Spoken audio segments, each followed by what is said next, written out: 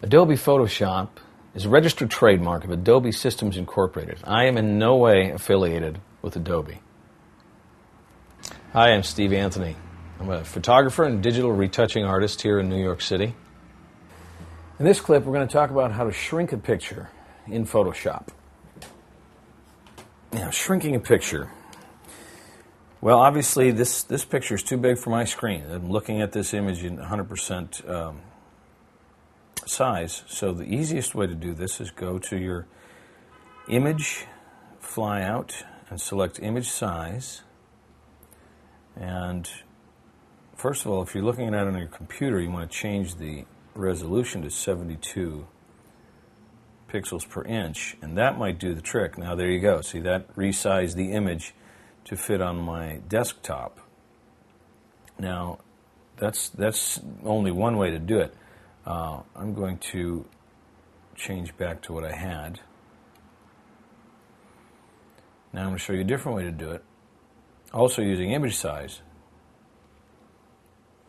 but changing the actual document size, not just the resolution. But let's say I just want it to be a 2-inch or a 6-inch wide by 4-inch wide picture. Well, that brings it more into size. Now you can still see if I go to full resolution, that's still probably larger than you'd want it to be for your purposes, but those are the two best ways of doing it. You can also, using fit screen to shrink the image on your actual screen. Right now it's still a very big image, but you can also just transform the image by doing select all, edit cut, edit paste, which puts it into a new layer.